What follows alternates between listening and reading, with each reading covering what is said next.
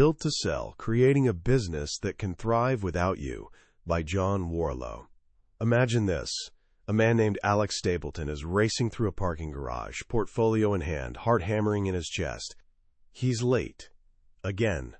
But it's not the running that has his pulse racing. It's the thought of facing another client who treats him less like a creative partner and more like someone who takes orders. He owns an advertising agency. 8 years ago, when he started it, he had visions of directing glamorous photo shoots and having power lunches with chief marketing officers. The reality? He's about to sit across from a middle manager named John Stevens, a guy who wouldn't know good design if it hit him in the face, who's about to spend the next hour explaining why the red needs to be more orange red instead of pink red. Alex leaves that meeting feeling utterly defeated. Here's his problem. MNY Bank, his biggest client, represents a whopping 40% of his income, which means he can't say no ever. His cash flow is a disaster, he's constantly playing financial Jenga with his bills, and his best designer just told him she's quitting because she's tired of sacrificing her weekends to please clients who don't have a clue what they want. He's built a business, sure, but what he actually owns is an exhausting, soul-crushing job that's completely dependent on him showing up. As he sits in his office, surrounded by all the trappings of success, the exposed brick walls, the sleek conference room, a terrifying realization hits him. This business he's spent 8 years building might actually be worthless. This is where our story begins. It comes from a book that's been a quiet game changer for thousands of entrepreneurs, Built to Sell by John Warrillow. Now, John isn't some armchair theorist. He's been in the trenches. He's built and sold 4 of his own companies, so he knows exactly what this journey feels like. He didn't write this as a boring textbook. He wrote it as a story, a fable about Alex, a business owner who's trapped, and Ted, the wise mentor who shows him the way out. Here's what I'm going to share with you. By the end of this, you'll understand the crucial difference between building a business you have to run every single day and building something that's actually an asset, something you could one day sell. You'll discover the secret to creating a business that can thrive without you constantly putting out fires. Whether you're dreaming of starting your own company someday or you just want to understand what makes something genuinely valuable, Alex's journey will shift how you think about work, value, and what success really means. So let's dive in. Our story opens with Alex at his absolute breaking point. On paper, things look pretty good. He drives a nice Range Rover, has a cool office space, employs 8 people. But underneath? The whole thing is a house of cards, and he's the only thing keeping it from collapsing.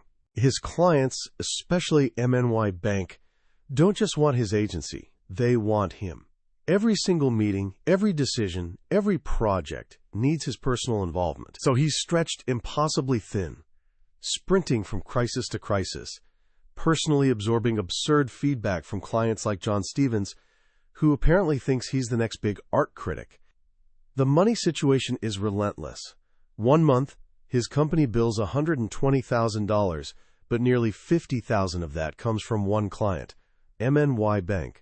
He's constantly chasing down payments and juggling due dates, even making desperate after-hours calls to his banker, Mary, hoping to buy just a few more days until a check clears. He dreamed of building a creative powerhouse. Instead, he's got a team of mediocre generalists working for clients who don't respect them. The final straw? His best designer, Sarah, quits. She's done with the grind, done with weekend work for clients who don't know what they're doing. That's when Alex makes his decision. He's finished. He wants out. It's time to sell his company. But here's the thing. Selling a business isn't like selling a car. You can't just stick a price tag on it and wait for buyers. To figure out how to do this right, Alex reaches out to the one person he truly admires, Ted Gordon. Ted is a serial entrepreneur, a family friend, who's built and sold 4 successful companies. He's not just wealthy. He has a wealthy life. A strong marriage, great kids, ski vacations, a beach house. He has what Alex desperately wants, freedom. Alex gets a meeting and pours everything out. The nightmare clients, the mediocre team, the cash flow disaster, his complete dependency on the bank. Ted listens patiently, then asks what seems like a simple question. How would you describe your business to someone you just met at a party? Alex explains that he runs a marketing agency. They create brochures, ads, websites. He rattles off his competitors, a dozen other small shops, freelancers, even the big agencies. Ted lets that sit for a moment. Then he delivers the devastating truth. Alex, your business is virtually worthless today. The words land like a punch. 8 years of his life dismissed as worthless. But Ted clarifies. He's not saying Alex can't sell it. He's saying he can't sell it today, not the way it is now. Then comes the lifeline. I can help you, but it won't be easy. You'll need to make some hard choices and bold changes. Are you ready to follow my advice? With nothing to lose, Alex agrees. His transformation begins. Ted's first assignment: go back and figure out what your agency is genuinely excellent at. Not just what you do, but what you do better than anyone else. Alex spends the week diving into old projects, reading testimonials, analyzing which jobs were most profitable and least painful. A pattern emerges. The work they consistently nail, the work clients love and that makes good money, is designing logos. He realizes they've developed an unconscious system. They don't just jump into designing, they follow a process. First, they understand the client's vision. Then comes something they call personification, asking playful questions like, if your product were a famous actor, who would it be? Or, if it were a cookie, what kind? This forces clients to think about their brand's personality. Next, they sketch concepts by hand, showing rough versions so clients focus on the big idea, not tiny details. Only after a concept is chosen do they move to the computer, and even then, they present in black and white first, so the design is judged on its merits before color enters the picture. The final design comes last. When Alex presents this to Ted, his mentor's face lights up. He grabs a notepad and writes it down. Step 1, visioning. Step 2, personification. Step 3, sketch concepts. Step 4, black and white proofs. Step 5, final design. This is it, Ted says. This is your product. What if you focused your entire business on just doing logos using this 5-step logo design process? Alex's immediate reaction? Panic. Just logos? That's crazy. MNY Bank, his biggest client, barely uses them for logos. They represent 40% of his business. He'd go broke. But Ted explains the first crucial lesson. Ted's tip 1, don't generalize, specialize. Alex's problem is trying to be everything to everyone. He's hiring generalists to do specialist work, and the results are mediocre. By focusing on one thing and becoming the absolute best at it, the quality would skyrocket, and he'd stand out from every generic agency. Then Ted addresses the MNY Bank elephant in the room. Ted's tip 2, relying too heavily on one client is risky and will scare off potential buyers. No one wants to buy a business where 40% of the revenue could vanish overnight. To be sellable, no single client should represent more than 15% of your revenue. The path forward is clear, even if it's terrifying. Ted tells Alex to turn his 5-step logo design process into a standard service. Create a 1-page sell sheet describing this unique process and pitch it to 10 new prospects. Energized, despite his fear, Alex gets to work. He creates a sell sheet and starts calling old contacts. His third meeting is with a woman named Ziggy, who owns an organic food company. She's launching a new line of organic ice cream and needs a logo. Alex doesn't just ask for the business. He pitches his process. He walks through the 5 steps with confidence, positioning himself not as a desperate agency owner, but as an expert with a proven system. Ziggy loves it. This sounds like a fantastic process, she says. Send me a proposal. This moment changes everything for Alex. Back at the office, instead of estimating hours like he usually does, he decides to productize his offering. He sets a flat price for the 5-step logo design process, $10,000. It's a gamble, a number based on instinct and what he believes it's worth. He emails the proposal to Ziggy and waits. A few days later, her response arrives. She's in. He's landed his first customer for his new product. When Alex shares this with Ted, his mentor smiles knowingly. This leads to Ted's tip 3. Owning a process makes it easier to pitch and puts you in control. Alex isn't begging for scraps anymore. He's selling a product he owns. Ted tells him to stop thinking like a service company and start thinking like a product company. The distinction is critical. Service companies are just collections of people. Those people can leave any time. A product company has a scalable system. It has value that exists independently of any single person. This matters especially when selling. Most service businesses are sold on an earnout, where the owner gets a little money up front but has to stay for years, hitting targets to get the rest. It's a trap. The only way to sell a business and truly walk away is to build it so it's independent of the owner. This is Ted's tip 4. Don't become synonymous with your company. But the biggest breakthrough is still coming. Alex is worried about cash flow. MNY Bank is late on a big payment, and the pressure is mounting. Ted sees this not as a problem but as another opportunity. He explains that we're conditioned to pay for products up front but pay for services after they're done. You pay for groceries before eating them, but you pay the window washer after the job's finished. By productizing his service, Alex now has the power to change his payment terms. This is Ted's tip 5. Avoid the cash suck. Charge up front. Imagine the difference. Instead of working for 2 or 3 months, then waiting another 2 months to get paid, a 5-month cash drain, Alex could receive $10,000 on day 1. He'd be using his customers' money to finance his business. The more he sells, the more cash accumulates. A business that generates cash is infinitely more valuable to a buyer than one that devours it. The next challenge Alex faces is internal. He holds a meeting to announce the company's new focus on logos. Some team members are excited. Raina, his detail-oriented account director, loves the idea of a clear system. Chris, a designer, is thrilled about doing more creative sketchwork. But others resist. Dean, another account director, feels like he's just hawking one service. Sarah, who's already leaving, complains about being, quote, pigeonholed. And Elijah, the junior designer, whines that it sounds like working in a factory.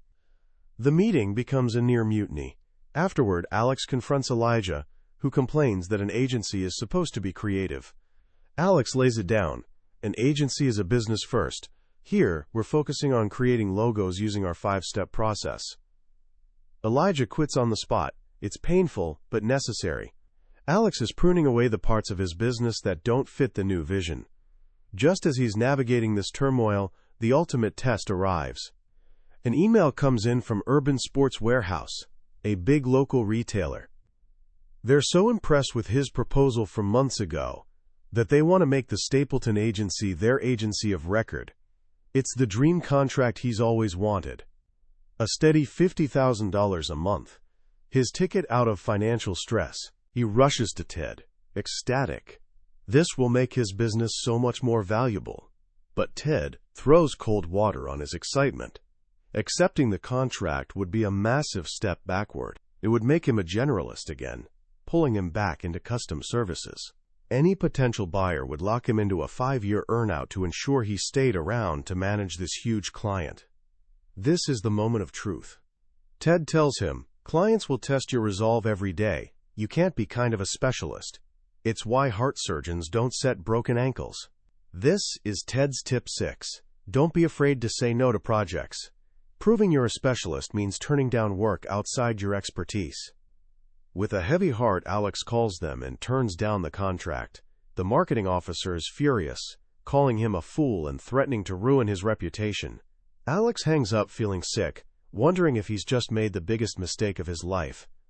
But turning down that contract was the commitment he needed. It solidified his new identity. Now he was truly a specialist. With the old model behind him, it's time to build the new one. Ted pushes Alex to think bigger, to build a real sales engine. He walks Alex through a simple calculation to estimate market potential.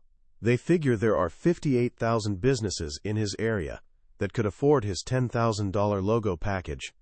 Even with a conservative close rate of 2%, that's a potential market of over $11 million in his city alone. A buyer isn't just buying past performance. They're buying future growth potential. This is Ted's Tip 7.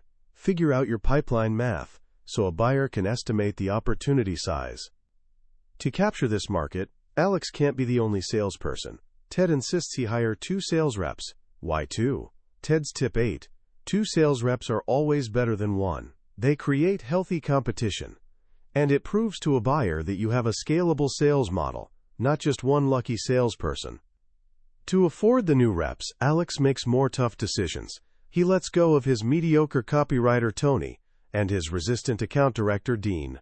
It's painful, but he's trimming the fat and reallocating resources to fuel growth. The hiring process begins. He interviews 2 main candidates. One is Blake, a polished guy from a big agency. He talks smoothly about brands and integrated campaigns. The other is Angie, who used to sell Yellow Pages advertising. She's not from the creative world. She's all about process and numbers. She talks about knowing her metrics, how many meetings she needs to close a sale, and how that translates to weekly, monthly, and yearly quotas. So who should he hire? Ted's advice is counterintuitive but brilliant. Ted's Tip 9. Hire people who are good at selling products, not services. People like Blake, from the service world, are trained in consultative selling. They listen to unique needs and try to custom-tailor solutions. They'd constantly try to bend Alex's 5-step process. People like Angie are product salespeople. They're given a product that doesn't change, and their job is figuring out how to position that product to meet customer needs. They're masters at selling a standardized offering. Alex hires Angie. She's so good that she recommends a former colleague, Seamus O'Reilly, who's just as disciplined and competitive. They immediately set up a whiteboard to track their weekly appointments and sales, turning it into a friendly competition. Soon they're consistently selling 1 logo each, every week. For the first time, the business is making sales without Alex even being in the room. He doesn't even know the new customers' names. He's finally building something larger than himself. With the sales engine humming, Alex takes the final, terrifying step. He tells his remaining clients, including MNY Bank, that he's now specializing in logo design and can no longer handle their other projects. It's bold, but it's the only way to fully commit. He's no longer halfway in. He's made a complete 180 in his business. The transition isn't smooth. His accountant, Harry, tells him he's on track to lose money on paper. Why? Because according to accounting rules, the $10,000 he bills up front for a 3-month logo project has to be recognized as revenue over those 3 months. So on the profit and loss statement, it looks like his revenue has been slashed. Alex panics, but Ted calms him with Ted's Tip 10. Ignore your profit and loss statement the year you make the switch. As long as cash flow is strong, the paper financials will catch up. It's short-term pain for long-term gain. This journey takes time. Ted's Tip 11. You need at least 2 years of financial statements reflecting the new model before you can sell. The business starts growing fast. Soon, Alex has 5 salespeople. Angie is stretched thin training new reps. Rena is managing more projects. Chris needs another designer. The business is experiencing growing pains. Ted's advice is simple. It's time to build a management team. Alex needs to make it official, promoting Angie, Rena, and Chris to vice presidents. But how to keep them motivated and loyal, especially through a potential sale? Ted warns against stock options, which get messy and complicate deals. Instead, he suggests a long-term incentive plan. This is Ted's Tip 12. Build a management team and offer them a long-term incentive plan. Here's how it works. Each year, you pay their performance bonus, but you also put an equal amount into a separate pool. They can only access that pool after 3 years, and even then, only a third at a time. This means they're always leaving significant money on the table if they quit. It aligns their goals with the company's long-term health without giving away equity. With this structure in place, the Stapleton agency truly begins to thrive. A year and a half after that first meeting with Ted, Alex's business is on track to do $2.7 million in revenue, with almost $500,000 in profit. His banker, Mary, who used to hound him for payments, now takes him to fancy lunches and offers credit lines he doesn't even need. He's finally ready for the next step. Ted tells him it's time to find a broker to help sell the company. Ted gives 2 recommendations. First is Mark Travers, a slick mergers and acquisitions guy who immediately says he knows the perfect buyer, a massive company called Multicom. It sounds too easy, too good to be true. The second is Peggy Moyles, a thoughtful advisor who takes time to understand Alex's unique business model. She sees he's built something special, not just another generic agency. Ted warns Alex against Mark Travers. Ted's tip 14. Avoid an advisor who offers to broker a discussion with a single client. Mark's biggest client is Multicom. He's not trying to get Alex the best deal, he's trying to deliver a gift to his best client. Without competition, Alex will get a lowball offer. Alex chooses Peggy, even though she charges a retainer to ensure he's serious. Peggy asks Alex to write a 3-year business plan. His first draft is conservative, projecting 20% growth. Ted tells him he's thinking too small. Ted's tip 15. Think big. An acquirer isn't just buying what you are. They're buying what you could become with their resources, their money, their offices, their connections. Ted tells him to imagine he has unlimited resources and write a plan for what's truly possible. Alex rewrites it, imagining satellite offices in major cities and a national sales force. The new plan projects $12 million in revenue in 3 years. It's ambitious, but it paints a picture of massive potential. The selling process begins. Peggy sends out a teaser, an anonymous description of the business, to potential strategic buyers. Several are interested and sign non-disclosure agreements to see the book, the detailed business plan.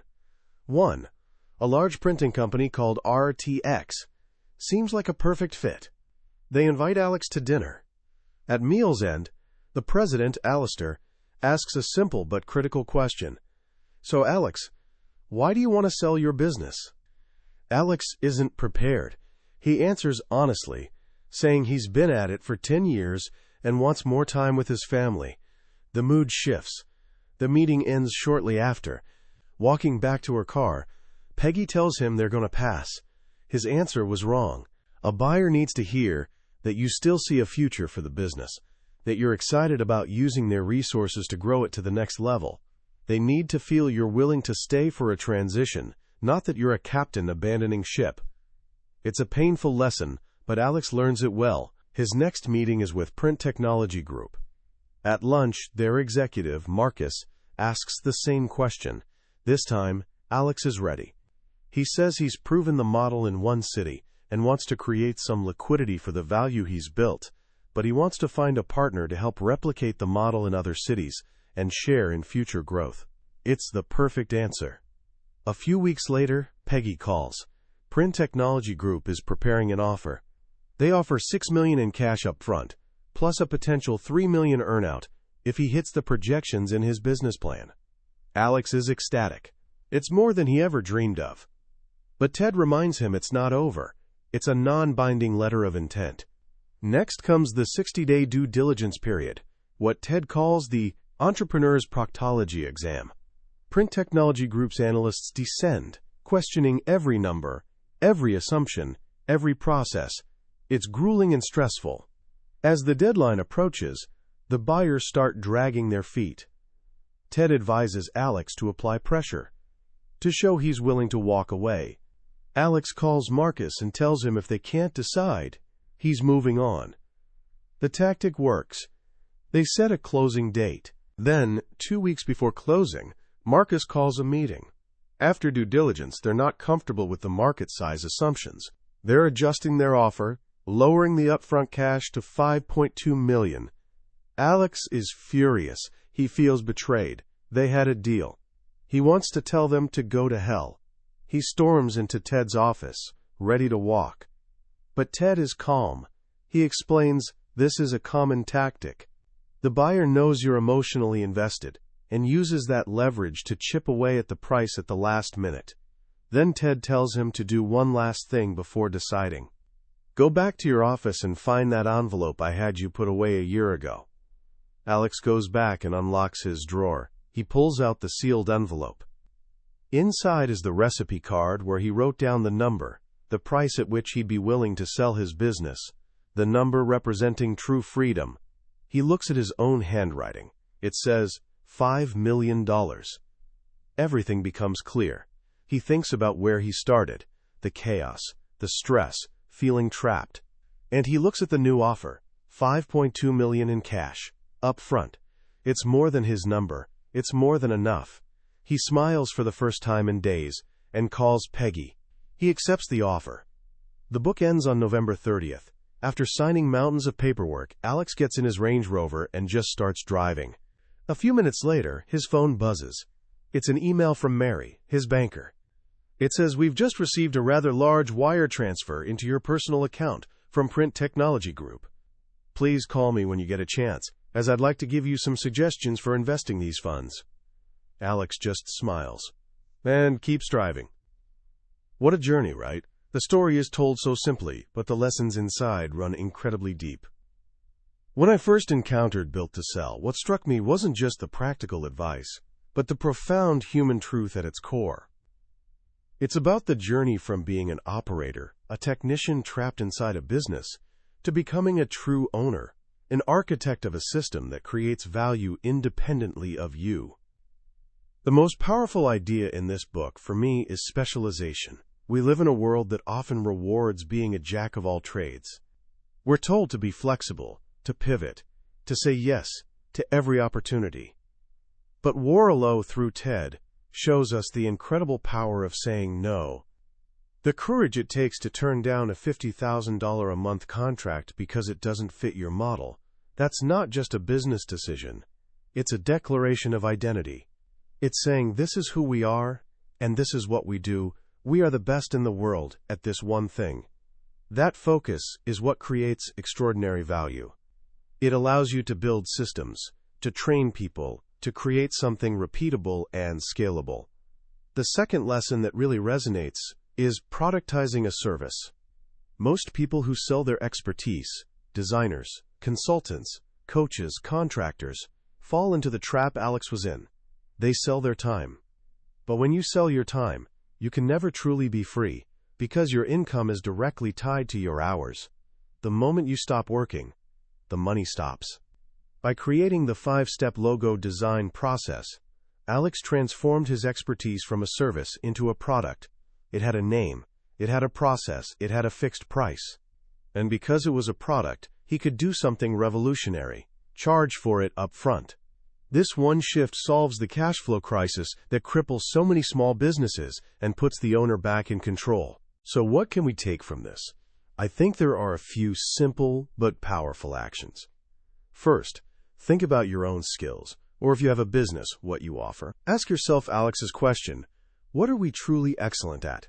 Not just what do we do, but where do we create the most value with the least friction? Look for that one thing that's teachable, valuable to others, and repeatable. Second, once you've identified it, try to document it. Just like Ted had Alex write down the 5 steps, try to map out your process. What are the key stages?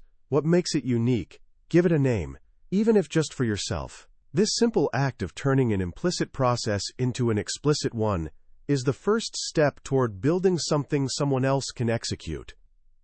Finally, think about your relationship with money and value. Are you charging for your time, or are you charging for a result?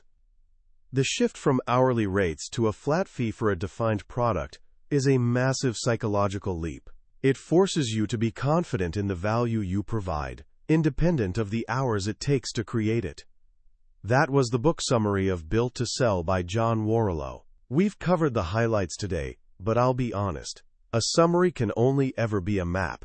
The real treasure is found when you make the journey yourself. The magic of this book is in the story, in feeling Alex's frustration and triumphs. It's in those quiet moments, when one of Ted's simple tips clicks into place in your own mind. This summary is here to help you decide if this book is worth your time. If anything we've talked about today has sparked something in you, I urge you to grab a copy. Reading it isn't just about learning business strategy. It's an experience that could genuinely change how you think about building a life of freedom. You can find a link to the book in the description below. Also, if you found this summary valuable, please take a moment to click that like button and subscribe to the channel. It lets me know these journeys are helpful, and it ensures you won't miss our next exploration into another life-changing book. Let's keep growing together.